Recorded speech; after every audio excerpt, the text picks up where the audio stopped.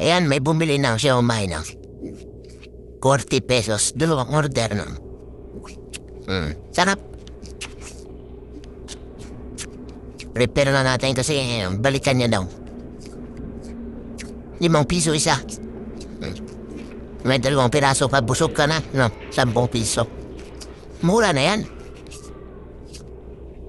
Sabili niyo ng Red Horse, 135 ang isang litro.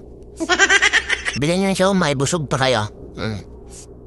Tapos sabihin niyo mahal yung gasolina. Mas mahal yung Red Horse.